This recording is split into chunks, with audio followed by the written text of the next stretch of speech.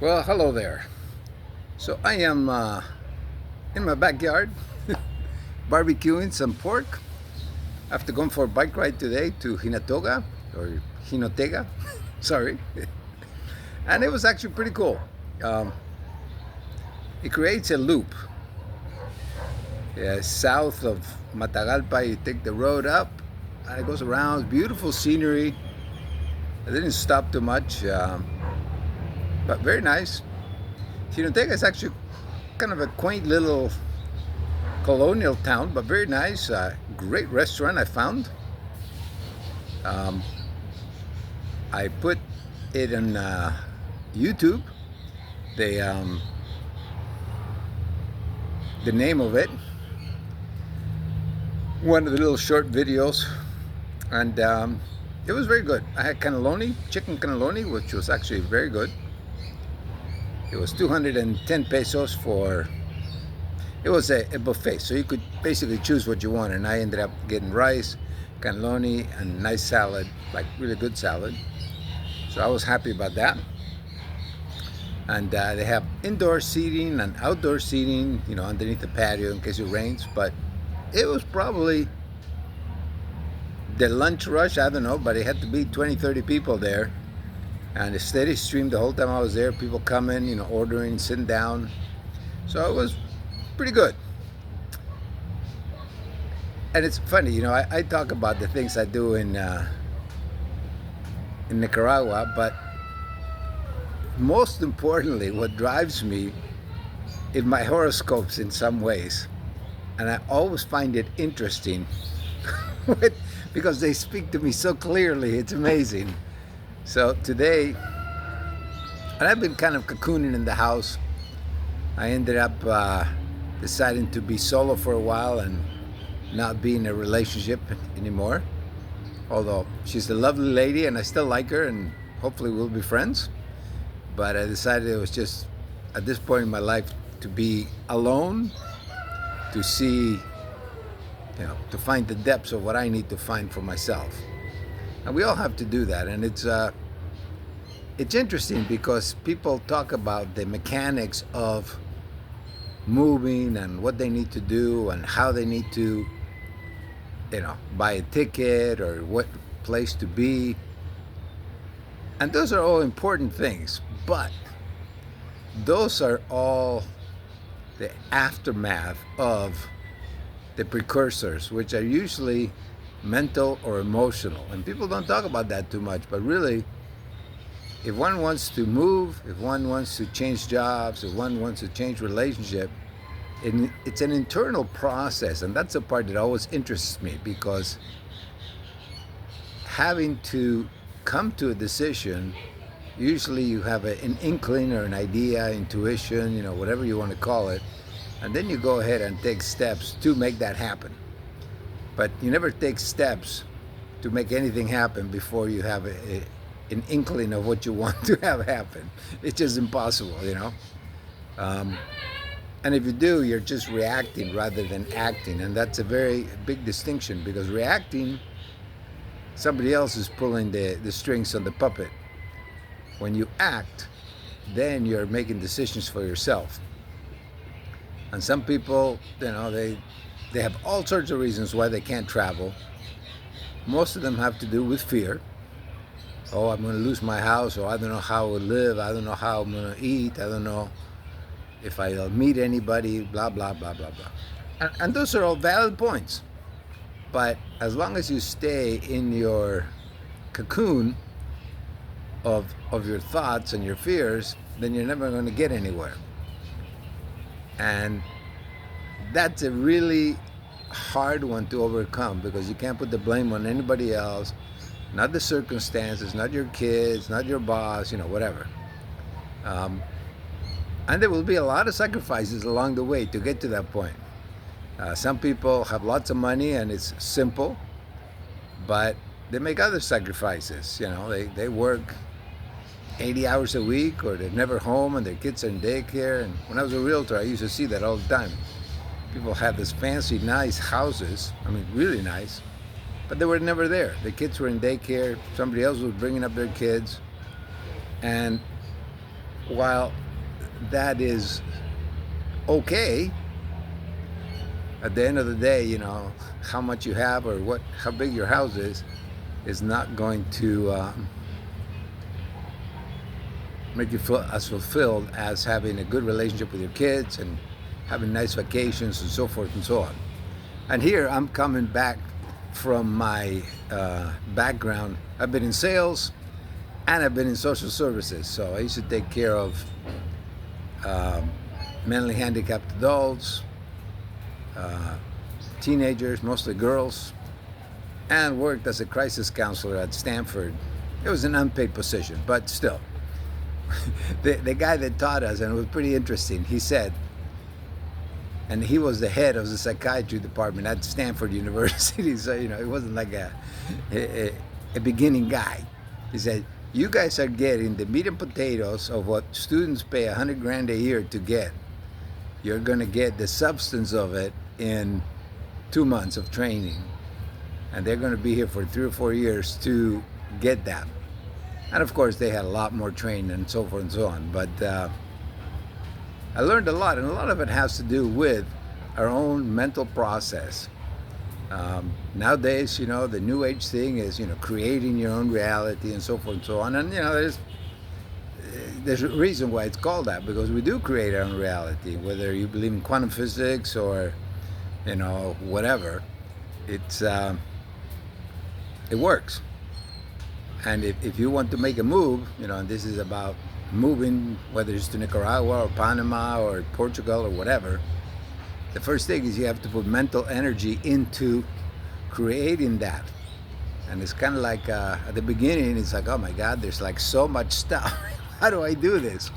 I remember, and I'm pretty good at legalese stuff because I was a realtor and I owned my company. So, I dealt with a lot of that in banks. But still, you start getting into apostille and, what this government requires and what your own government requires to get all the paperwork, and it can feel overwhelming. And the old adage about how do you eat a cow, one bite at a time, comes to mind, because it really is about that.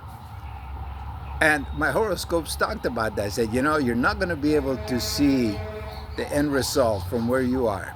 You have to just take one step at a time, and each step will come and something else will come up and it'll become clear. And that's been that way. I mean, whether it is getting my apostille from the United States because I was a naturalized citizen, or getting my Argentine birth certificate that turned out to be a bigger chore than anything else. There's all this like minute little steps you have to do. And you have to be willing to do that without knowing the end result. I mean, if you have a lot of money, you can hire a lot of people to do all of that for you, but then you're just trading money for that. And you can be taken advantage of, or you can save yourself a lot of money,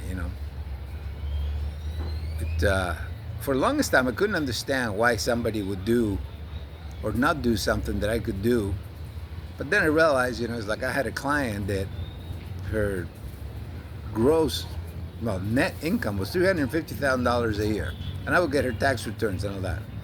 So for her to do certain things, it didn't pay to do them because she was losing a lot more money. I mean, the IRS once audited her, and it was pretty funny. And she had everything. She was anal about having all the details just right. And they couldn't find anything wrong, but they kept badgering her. And finally she said, look, this is taking way too long. I'll give you $100,000 and we call it good. And they said, okay. So she wrote them a check for $100,000. They went away, and that was the end of it. But it was costing her more money than that just to deal with all the headaches of those things. So as we look at our own life, whether we want to travel or whatever, we all judge other people for not doing this or doing that, and everybody has their own reasons for doing whatever it is they're doing. And in travel, that becomes even more important to figure out what your reasons are, because if your idea of traveling is being in a wonderful beach, sitting on a hammock, watching the monkeys, on the trees and drinking pina coladas, that's okay. But then you're going to have to do the work to get to that point. Whether it's saving a lot of money to be able to make that happen, or move to some eco lodge where you can work serving drinks so you can live there for free, whatever. But you have to take steps. And the steps are not so clear cut that it's like, oh, okay, if I do X, Y, and Z, then this will happen. No, it's like, I'll do X, and then it turns out that Y and Z don't line up with X. It's like A and D. And then you go to that, and then something else happens. And that goes back to your own self. It has to do with flexibility, whether it's what you're willing to put up with for the short term to create the long term that you want, or whether you're willing to take a chance and see what happens. And that can be scary at times, very scary for some people, and not so scary for others. Kind of depends where you are in your own process. So today, my horoscope said you need to get out of the house, you need to go see greenery, and I've been feeling like I needed to get out of the house. I don't know that many people here, and now that I don't have a girlfriend relationship, even less. So it's like, okay, I need to get out of the house. So I decided today I was going to go for a bike ride to Jinotega, and that was wonderful. I was actually going to go to a lake, but then it got cloudy up there, and it was a little cooler, and it was like, the last thing I want to do is ride the motorcycle in the rain. So, I ate lunch there, walked around town for a little while, and then I came back the other way by Selva Negra and where I used to live in Los Lipes, and it was very interesting because on the way up there, the temperature was very pleasant, very pleasant. It wasn't hot, it wasn't cold, it was great. So I hanged out in Jinotega, I came back, and as I came back, it got cooler on that side of the mountain, and I don't know why, because it's basically the other side of the same mountain, but it was noticeably cooler, and it got cold as I was flying over Los Lipes, where I used to live, and it's like, oh man. And then you get down to the Empalme in Matagalpa there, where the big metal tree is, and then it got warm again. But it was just a nice ride and a nice scenery, change of scenery. And now I am cooking up some pork that I had taken out. I thought I was taking out frozen chicken legs, but that's not the case. So I will show you. Oh yeah, my fan broke. So I decided that I was going to use the fan to make a little table. And that actually worked pretty good. So now I have a place to put stuff. And here I am, cooking a little pork, a little barbecue. Because I love barbecuing. Being Argentine, that's a prerequisite. But we probably should turn it over. The one thing I don't like using coal. It's so finicky and you have to do so much work. I had propane barbecues at home, but here you can only get the really big ones, which I really don't want. I just want a small one, but I can't find them anywhere. So I don't know where. I've looked at importing one from the United States, and I could do that and have it shipped, but it's a headache and a half. And the barbecue is like $40, and the shipping would be another $40, $50, so I'm not sure about that. But nonetheless, so in any case, the point is, if you want to move, if you want to travel, you can do that, whether it's traveling for a week to check it out, or selling everything and moving and seeing what happens. You just have to be willing to be open-minded in what you find when you get there. And what you find, a lot of it depends on how you are inside. If you're open, then you'll find open people that are nice and to help you. And if you're not open and you just want everything, you're kind of scared, then you'll find that too. Overall, traveling is one of the greatest experiences and learning experiences of anything that you can do. I mean, you can go to university, you can get, specific knowledge, but having travel experience makes you be much more flexible because you have to be. Because the bus might not come when it says it's going to come, or it just might break down and not come at all, and you might have to hitchhike to get somewhere, or your hotel it's flooded for whatever reason, so you have to be able to work within the constraints of fluidity. You can't have everything be regimented all the time. You can try, and you can drive yourself nuts by doing that. But nonetheless, Matagalpa is a wonderful place.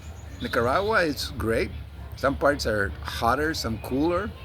The highlands are obviously much nicer.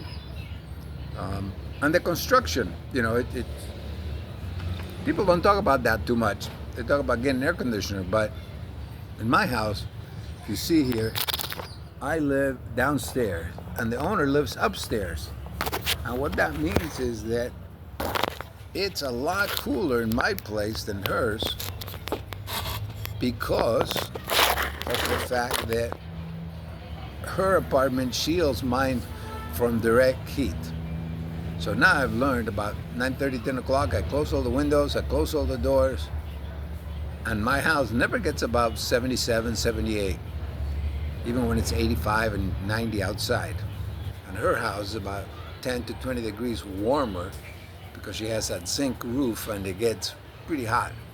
So if you're looking at renting a place, that's one of the things that I would look at is somewhere that you have something above you or a ceiling.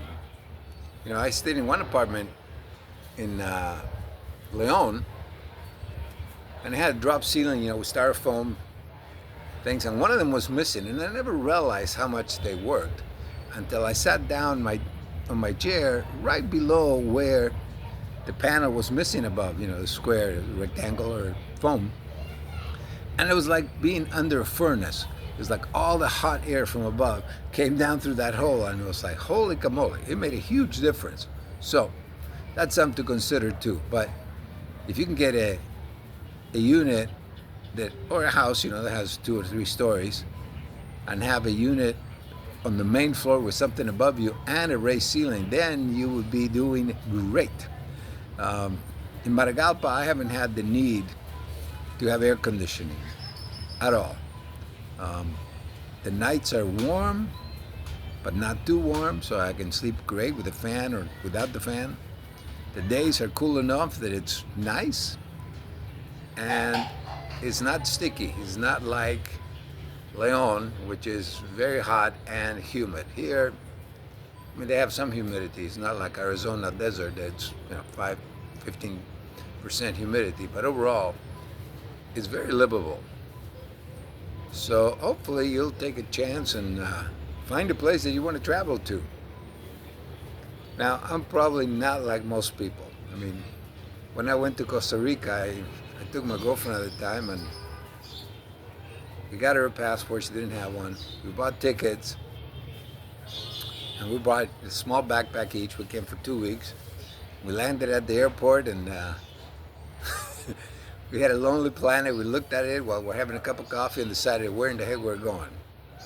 So we went to the Pacific side for a week, and we walked around town and found a hotel that we liked, and we stayed there, and it was very reasonable.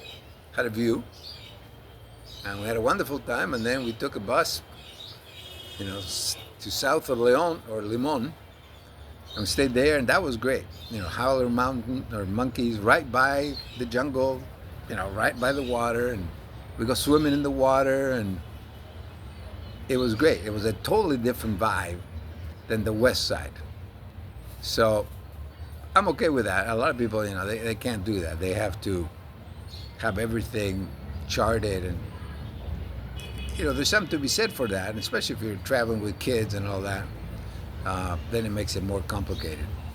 But as a single person going wherever, trying it out seems to work well for me. Hopefully you'll take the plunge, whether it's taking the plunge and creating a vacation for yourself, if nothing else, or checking out a place and seeing how it goes. You know, you can do it very expensively with a car if you want to do that, and you know, there's certainly some pluses for that. I mean, now that I have a motorcycle, I can zip in and out of places in 5 minutes that before it used to take me an hour and a half to catch the bus. So there's that.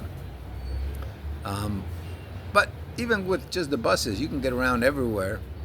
And the buses are really, really cheap. I mean, the most I've paid to go from Matagalpa to the immigration in Managua was 110 pesos, which is about $4.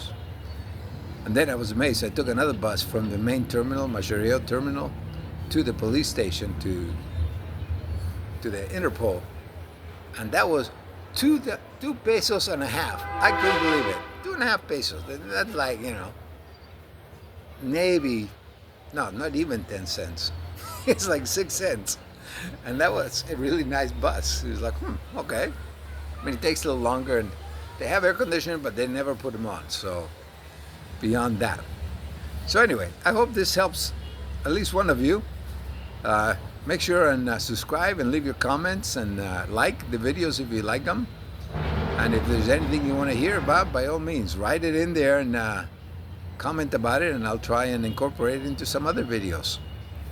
So have a great day, and I hope you decide to travel, and if nothing else, travel through my travels and other people that are on YouTube and Facebook and all that. But hopefully you'll take the plunge and enjoy your life. All right. Have a great day.